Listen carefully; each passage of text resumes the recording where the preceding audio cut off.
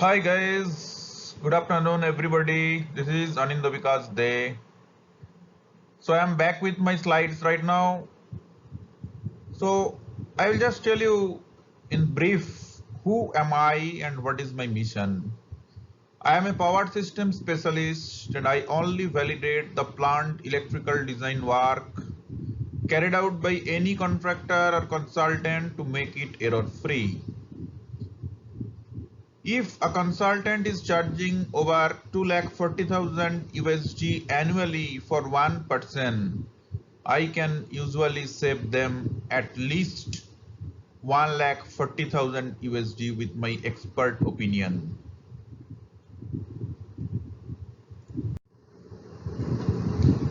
I will tell you a brief about me. Who am I? I am an electrical engineer and 15 plus years of experience in mega projects in electrical system design, project management and technical due diligence for chemical, petrochemical plants, coal-based power plant, combined cycle power plant, simple cycle power plant, solar PV plant and EHV substations including AIS and GIS and EHV transmission lines up to 765 kV. I am a power system specialist in simulation studies in ETAP, PSSC, PSS Syncal and in PSCAD software. I have executed several projects and I have executed more than 30 solar PV plant grid compliance studies in various demographies, be it in Egypt, Argentina, Bangladesh, India, and in many other countries like UAE.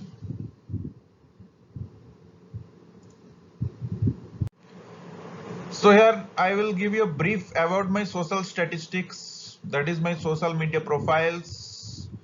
I am on LinkedIn, Instagram, Facebook and YouTube. I have my own Facebook group and Facebook page. And in LinkedIn I have 903 followers. In Instagram just have recently opened, that is 24 followers, and in Facebook I have 374 followers, and YouTube channel also recently launched in the name of Anindya Vikas Day, and I have 26 subscribers till now. Hello, this was the first series of the generic model for solar PV plant. At that time I did not record the features, so right now I am recording the things.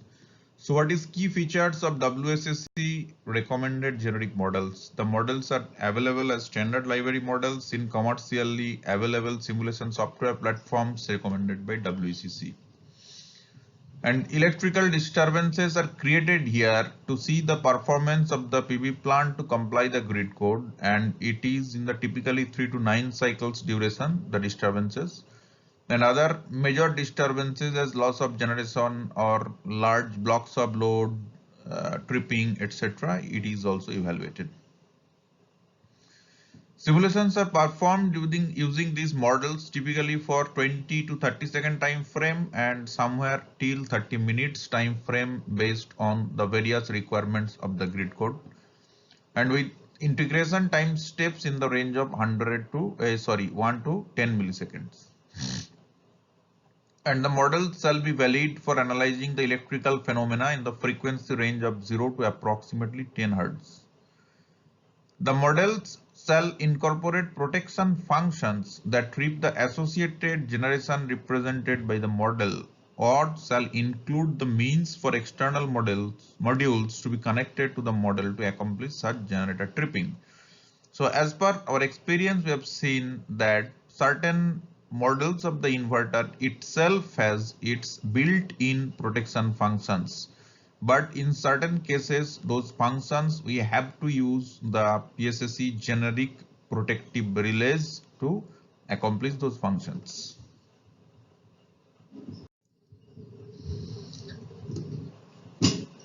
And the key features of WSSC recommended generic models.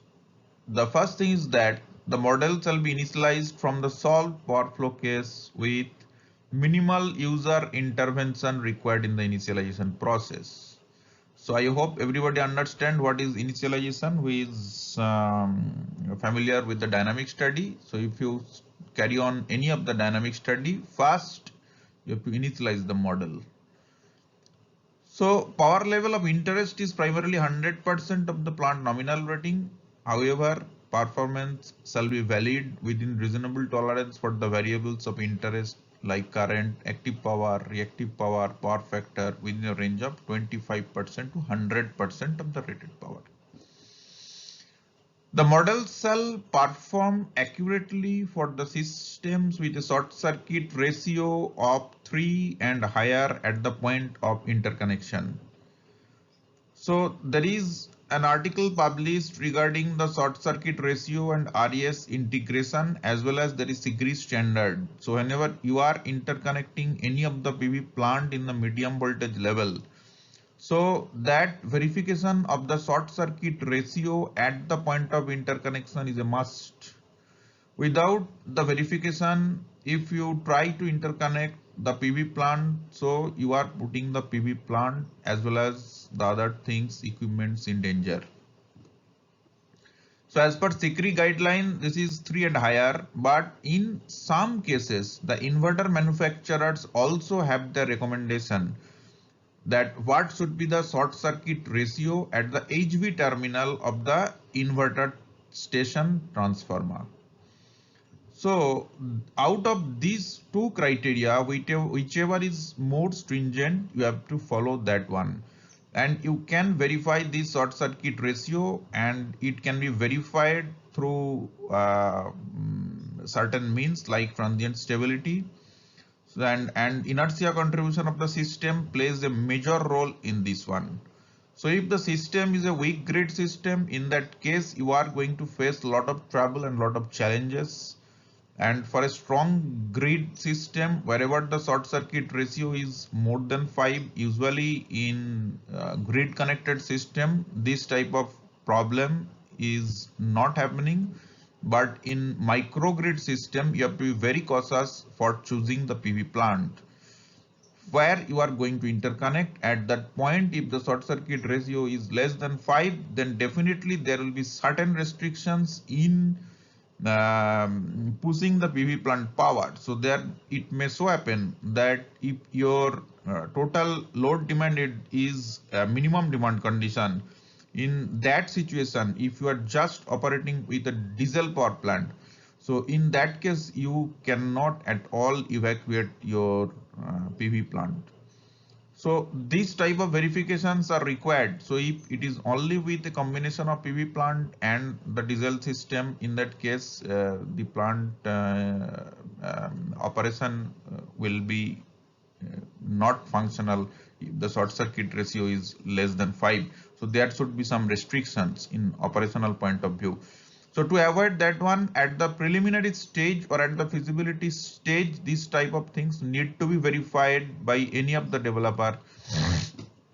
And in that case, you may have to go for certain other technology like the combination of PV plant plus battery energy storage system in presence of diesel generator plant, or the latest technologies coming as grid forming inverters. So those, in that case, those grid forming inverters do not require a short circuit ratio of 3 at their HV terminal to interconnect. But this is a very new technology, so data is required for verifying this phenomena. And external reactive power compensation and control equipment shall be modeled separately using existing WECC approved models. So how the generic model of the solar plant looks like? So here is a typical diagram. Here the point of connection is shown as the bus 1, and there is a substation transformer, and after that there is the equivalent collector system. What we call equivalent collector system is basically the equivalent cable system, or the equivalence of the cable and overhead line, whatever may be the combination that is there. So to determine this equivalent cable system is also a challenging task. It's not a very easy task to follow. unless and until you are doing the detailed modeling of the PV plant, so you cannot determine what will be the total losses in the system. So you cannot determine what will be the equivalent collector system. So most of the plants, wherever this verification is done, usually people prefer to go by the equivalent PV generator model straight away from the very beginning. But how they will come to know what is the losses in the system, what is the total cable impedances in the system without modeling the actual network in the system? So basically, even if in WECC guideline this has been told, but generally it should be verified after doing the detailed modeling of the PV plant along with its inverter transformer, then the cable system, then the substation transformer till the POC. After getting the losses in the system, you can match the losses in the system and you can play with the cable impedances and the resistances, and you can define the equivalent collector system. But without that, it is very difficult. So other than that, that plant level reactive power compensation may be there, means there may be some capacitor bank, and in certain power plant controller model has the default feature to control the capacitor bank, means switch on or switch off the capacitor bank. That feature is there. So based on the requirement, it will switch on and switch off automatically.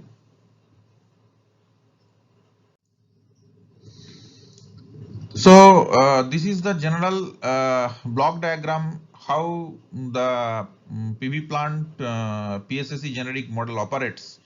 So we have to look from the right side. So REGCA, it is the generator model. Then REECB, this is the electrical control block of the inverter model, and the left side this is REPCA, or there is another function in PSSE, that is PLNTV1. So both are more or less same the functionality wise. So this is the plant level controller. So basically the plant level controller takes the input from the grid side to the SCADA, and then it gives some set points of P and Q set points. Then the P and Q set point commands go to the electrical controller, and the electrical controller gives then the IQ command and the IP command to the generator model, and ultimately the generator gives the IQ and IP, means active and reactive current, and then it is again feedback to the system of the electrical controller, and this is a closed loop system. So this way this total system operates. So generic model that I have already described. What is the models? That REGCA, REECB and REPC or PLNTV1. So I'm not going into the details of this one. You can just go through the slides and you can verify whatever has been written over here. The same thing, REPCA, that is the power plant controller. It is responsible for set point controls, but usually for carrying out the low voltage ride through or high voltage ride through, you can bypass the power plant controller. It is not required to be put into the system at that point of time.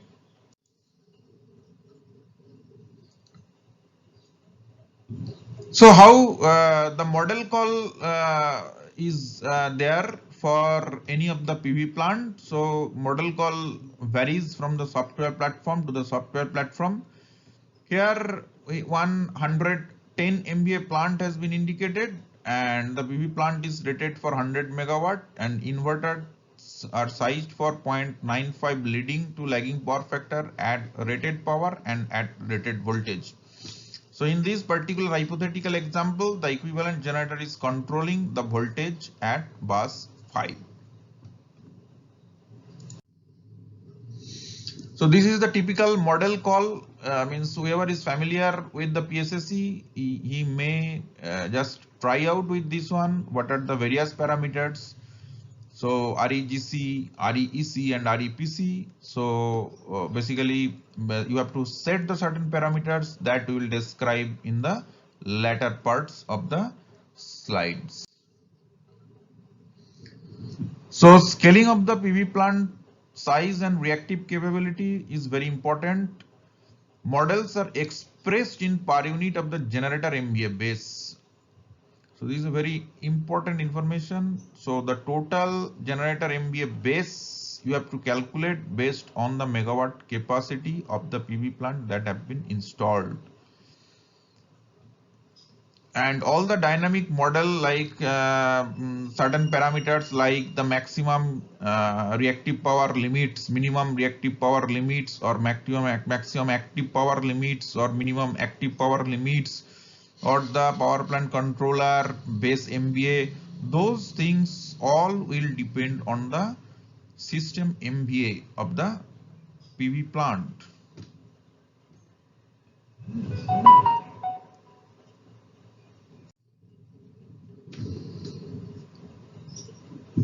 And there are various control functions available, that is voltage and VAR control options. These are basically a feature of the power plant controller: closed loop voltage regulation, closed loop reactive power regulation, and in electrical control module, additional reactive power control functions like power factor, etc. are also available. So this is a typical block diagram of how the various flags in the PSSC you have to activate, in which mode you want to operate. Basically, the inverter and the power plant controller operates primarily in the reactive power control mode. But if you want to verify the various modes of the PV plant with the consideration of the power plant controller, then you have to set the flags accordingly. Suppose if you want to control the local power factor control, so in that case REECV, the electrical controller block, power factor flags or PF flag you have to set at 1 and Q flag should be 0. Likewise, in various modes like Q control, then coordinated V by Q control, then plant level Q control, plant level voltage control. So plant level means here PPC, and local means here only through the inverter controls. Whenever PPC is not there, that can also be done. So likewise, you have to set the various flags, and it is the best way to carry out the study along with the power plant controller, and the easiest way. So you can put the flags accordingly for the set point controls in the power plant controller level, and then in that case you do not have to do some iterative process. Otherwise you have to do some iterative process while power plant controller is not available. But it is not like that you cannot simulate the system if the power plant controller is not available. Still you can simulate the effect of power plant controller even if the power plant controller model is not available, but that is a cumbersome process. Hi guys, hope you have followed my series where I just wanted to make it clear that how you will understand the various aspects of the solar PV plant model development in PSSC. I hope you have gone through the series 1 by 10 and 2 by 10, and now this is the third one, and I'm a little bit sorry because I could not find time to record this one, so I'm a little bit delayed. But from now on, I will just try to keep my promise, and I will carry on with the series at least once in a week. Okay, now there are several models. If you have gone through my first series 1 of 10 and 2 of 10, then you might have seen that there are several models, and the first model we will discuss today is the REGCA, that is the generic inverter model. And the generic inverter model, the main thing is that you have to set the parameters. Parameterization is one of the important aspects. Now here you will see that some of the colors I have chosen are black and some of the colors are green. Why I have chosen that one? Specifically to make you understand the difference, what is the default parameters and what parameters we need to set. You can see that the highlighted colors in green, those parameters you need to set based on the requirement of the grid code, and the black parameters colors in black color, those are you need not to set that much because these are almost by default parameters. Okay, So like this one TFLTR, that is the filter time constant. This is the default parameter. You need not to choose this parameter. Okay. Now this is the second parameter, that is LVPL1. That is the most important parameter. You can see, if you have gone through various grid codes of various countries, you will see there is a provision in the grid code to set the K factor, that is based on what, that at the time of the fault current, whenever there is a fault at the POC, so this will give the contribution to the grid, the reactive current. The amount of reactive current to be contributed to the grid when there is a fault at the PV plant is guided by this one. So this is very important parameter. And in various countries and various grid codes, it varies from say range from 0 to 4. Okay.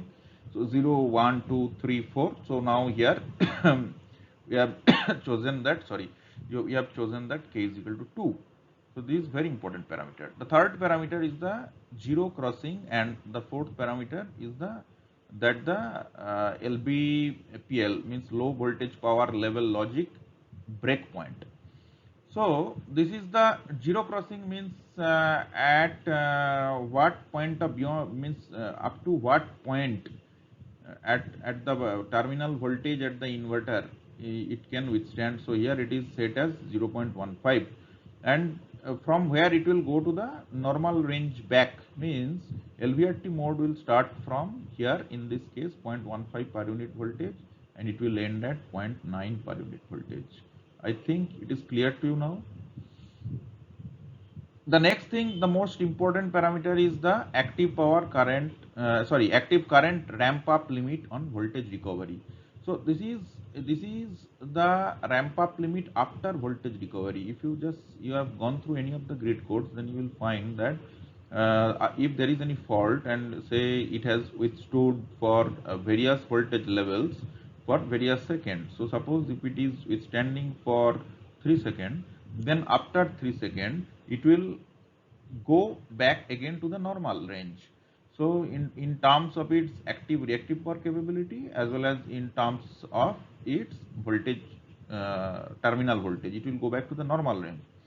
So that is the setting it has been given, and this 1.25, so it will ramp up to that pre-fault value with that 1.25 per unit per second. That active current will ramp up in this rate. So this is basically a rate at which the active current will ramp up. Okay.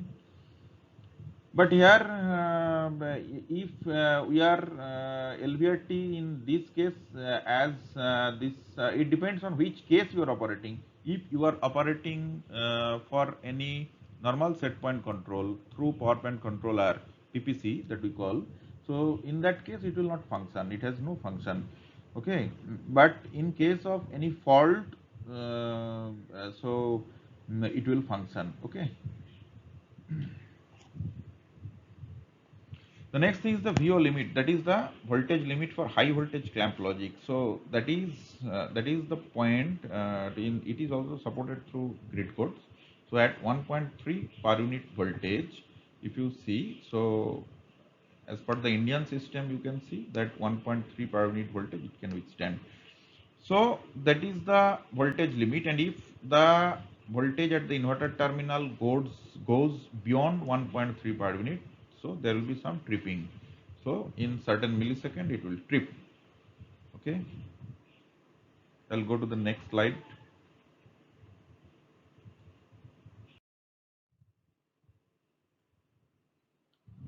Yeah, here also you can see there are certain parameters are highlighted in green. So those parameters you basically need to set.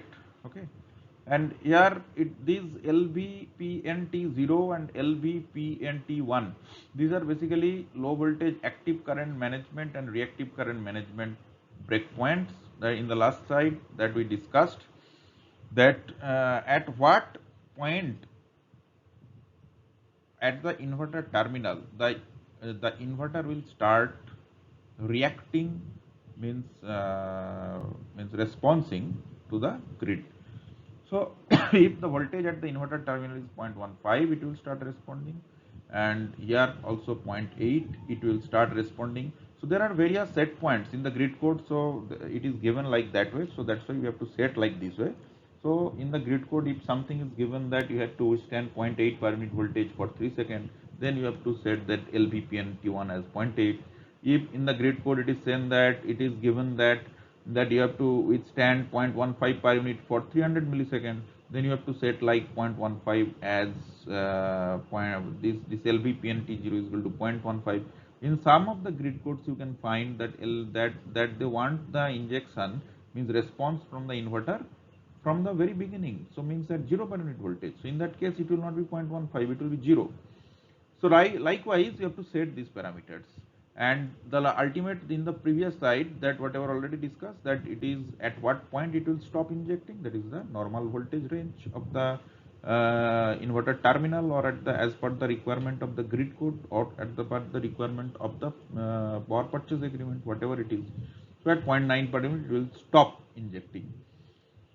And other two parameters, that is the IRQ max and IRQ min, those are basically the maximum rate of change of reactive current and minimum rate of change of reactive current. So in the last slide we have seen that it is the active current, and similar fashion it is the reactive current. So it is also spelled out in the grid codes at maximum what rate it will inject the reactive current after any fault occurrence. So basically for that thing we have to calculate, and accordingly we have to select this one. So here I am continuing the series on generic model for solar PV plants. This is the fourth of the series 10. Already I have published the series 1, 2 and 3 in LinkedIn and in various other social medias. So right now I will tell today about the inverter electrical controller model of PSSC model development part of the solar PV plant. In last slide, I have described about the generator model REGCA. Today I will talk about RECB1. So like that previous series, I will just tell you what are the parameters required, and what are the parameters we need to set, and what are the parameters are by default. So here you can see there are certain parameters, and the set values I have also given, and the cells highlighted in the green font, those need to be set properly. So the first one, VDIP, it is the low voltage threshold to active and reactive current injection logic. So basically this is the point from where LVRT mode starts. It depends on the various grid codes. Suppose in one grid code, the continuous operation is specified for any inverter from -10%, then in that case we can set the VDIP as 0.9. So up to 0.9 per unit voltage at the inverter terminal, there will be no reactive power support, but whenever the terminal voltage goes down below 0.9, in that case this inverter will go into LVRT mode. Similarly, V up, voltage above which reactive current injection logic is activated, that is the over voltage limit. So in any grid code, if it is specified as 1.2 or 1.3 per unit, in this case I have specified as 1.2 based on one certain grid code. This is the over voltage pickup. So beyond this point, if the voltage at the POC increases above 1.2, and at the same time the terminal voltage at the inverter increases above 1.2, in that case the inverter will go to HVRT mode, that is high voltage reactive current transfer mode. Okay. So other parameters you can see, that is voltage filter time constant, voltage error deadband for lower threshold and upper threshold. Those are default parameters. And the next important parameter is the KQV, reactive current injection gain during over and under voltage condition. So basically this KQV has different ranges. It varies from 0, 1, 2, 3 and 4. In various grid codes, there are requirements of setting these KQV values. Also, this is a very critical parameter, and in practical scenario, what I have observed is that uh, suppose that you have to maintain certain reactive power at the POC whenever there is any fault. So if you put KQV value is equal to 0, there will not be any reactive current and no reactive power injected from the inverter during the fault condition. So when KQV is equal to 2, in that case, based on that settings, it will give certain reactive current and reactive power at the POC. And if there is any shortfall, in that case, you have a choice to set the KQV values. It can be varied from 0 to 4 and you can adjust this value. So in one particular project, we had to set this KQV value more than 2 and we had to set it approximately 2.5, and that is a very practical scenario based on the system condition. So other parameters, that upper limit on reactive current injection and lower limit on reactive current injection. Usually this is the inverter rated current limit 1 per unit, or you can put it 1.1 per unit as well as or minus 1.1 per unit depending on the inverter. So these are also default parameters.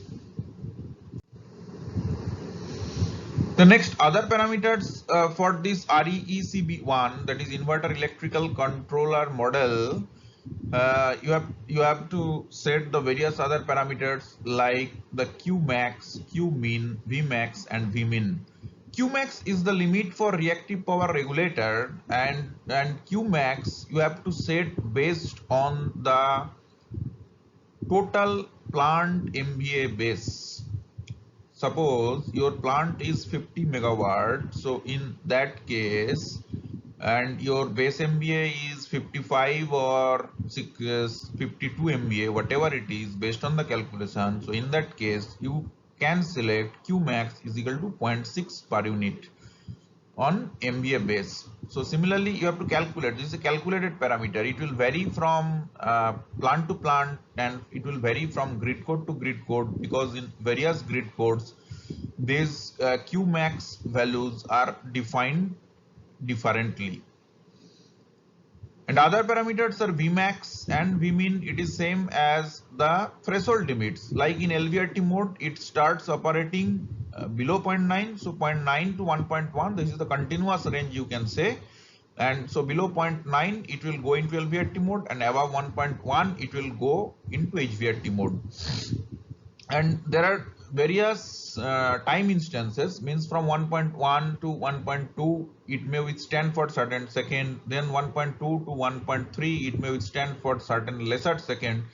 So likewise, this is the Vmax and Vmin. This is the maximum nominal, this is the nominal and minimum and maximum value of the voltage during which the inverter will not respond to is in its ride through mode. And other parameters like the reactive power regulator proportional gain and regular integral gain, these are default parameters. You can put it as 1. And certain other parameters are there. Here the most important parameter is dP max and dP min. What is dP max and dP min? It is the megawatt change per second as per the grid code, maximum what is permitted and minimum what is permitted. So in every grid code it is specified that you can ramp up or ramp down the megawatt capacity, that certain limit is specified. And here it is typical value we have put as 10 based on certain grid code, and on the project whichever has been considered, so based on that one. So other parameters like Pmax, Pmin, these are the means this is the default parameter. So it is the maximum case, it is in per unit. So whatever is the plant maximum capacity, so based on that you can put it as 1 per unit. Hello everybody, today I will talk about the generic model for the power plant controller. So basically, to integrate the solar PV inverters, and to control that one in PSSC, there is one generic model in PSSC that is called PLNTB1. That is the replica of the power plant controller. So basically, the fundamentally that one power plant controller will give inputs to various inverters, and according to that set points given to the inverters will react. So the combination of REGC-A, REEC-B and PLNTB1, and there is one another small model REAX4B1. So basically with this combination of four models, we can simulate the behavior of the PV plant with respect to low voltage ride through, high voltage ride through, as well as for the various set point controls, active power, reactive power control, and the frequency response. So here you can see that the PLNTB1 has some set of parameters, and mostly these are all some default parameters. So unlike other cases like REECB1 and REGCA1, I have not highlighted in green color. Basically, these are all basically default parameters. You can verify this one, you can try this one.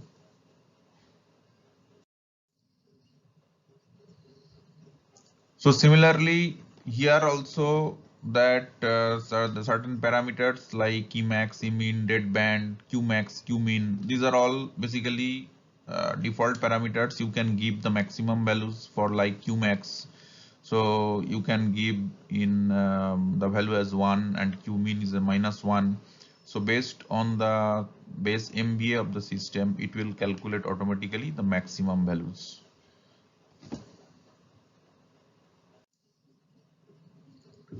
And there are other parameters like integral gain, real power measurement, filter time constant, deadband for frequency control, so these deadband for frequency control and the frequency maximum and minimum. So these values is somewhat settable based on the requirement of the various grid codes. So it will vary from grid code to the grid code.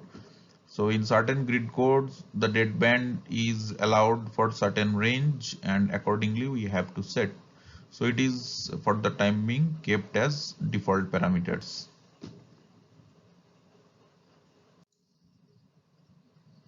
So here similarly for the power lag time constant, reciprocal of droop for over frequency conditions. So this is basically the droop setting.